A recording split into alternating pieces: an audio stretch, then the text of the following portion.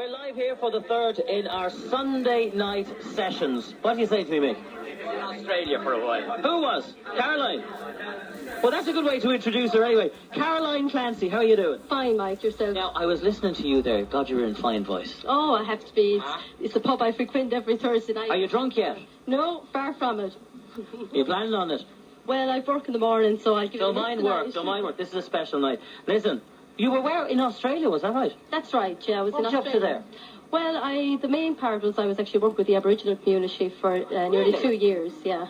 That's quite a change, I'd say, to being an upper church. It is, definitely, but they're very like the Irish. They love music, they love their own culture, they have their own language, and they're very happy being in their own community, which we all are here. A lot of similarities, I'm sure, between the Aborigines and the Irish.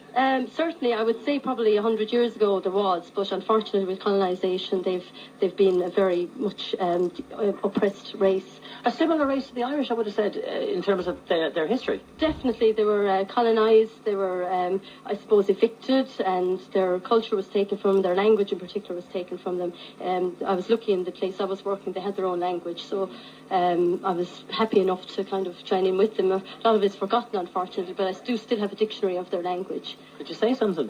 Go on, say something for us. Wickmunkin, Talafankan, and Octo. That in Aboriginal. Could have been saying anything to me there, you know that? I was actually saying, hello, how are you? Are you feeling well today? Because that's mainly what I wanted to do. I feel better when the drink comes out now in a minute, all right? Listen, big question. Anyone who ever goes to Australia, and especially working with the Aborigines, did you get a didgeridoo? Yes, actually, there's one, I'd say, in the corner of Jim's kitchen at the moment. And it's I brought two home with me, and they cost me a lot of grief going through customs because they all think I had drugs stuffed into the middle of them.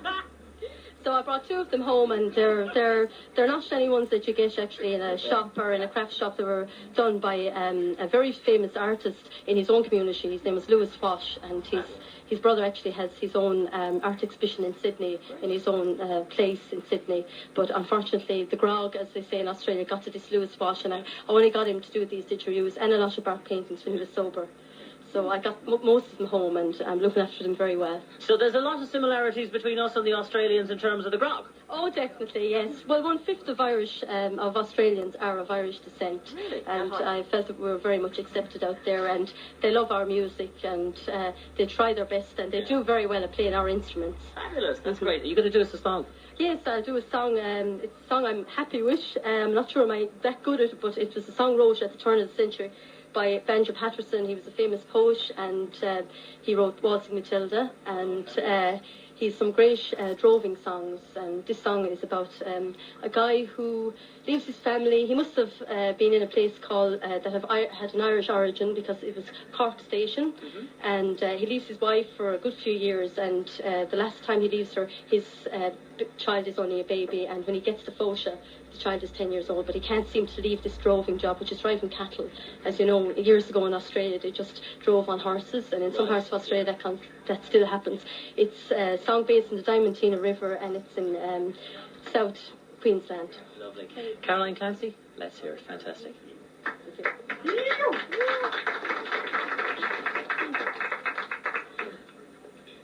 Oh, the faces in the photograph are fading.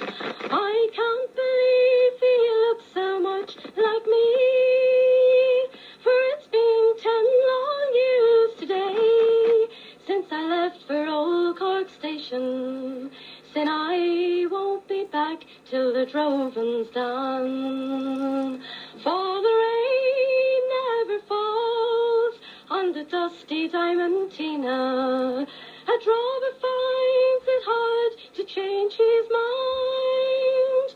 For the years have surely gone like the drays from old Cork Station, and I won't be back till the droving's done.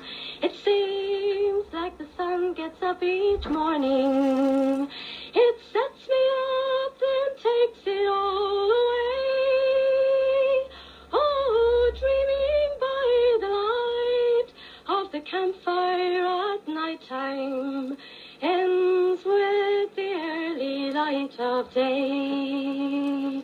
For the rain never falls on the dusty Diamantina. A drover finds it hard to change his mind. 4 years have surely gone, like the drays from Old Cork Station, and I won't be back till Droven's down. I sometimes think I'll settle back in Sydney, but it seems so far it's hard to change my mind. For the cattle trail goes on, and those fences last forever, and I won't be back till Droven's down. For the rain never falls on the dusty Diamantina. A drover finds it hard to change his mind. 4 years have surely gone, like the drays from Old Cork Station, and I won't be back till Droven's down. No, I won't be back till Droven's down. Well done here. Caroline! Oh, no, come back. Come here for a second. Come here for a second. Before you think you're getting off, McCoffey has said, ask her about the boyfriend. And his people. And his people. I know nothing about this. Fill me in. What are we on about here? Well, unfortunately, we got caught by my coffee about half an hour before the show. You and me both.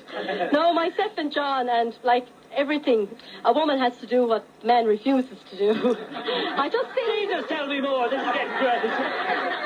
I've never refused to do anything. I just see him ducking around the corner there, so there's no hope he's going to talk. Are you trying to tell us there's some kind of weird sexual practices going on up here at Upper Church?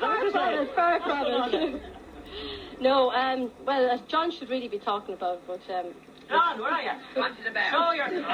Call to the bar. Typical. You've been called to the bar. Come on, John Ryan is from Hollyford, and he's as Tom Moulton said earlier, every surname, every Ryan has a nickname, and John's is Robber, and it's a very apt name for John. Robera.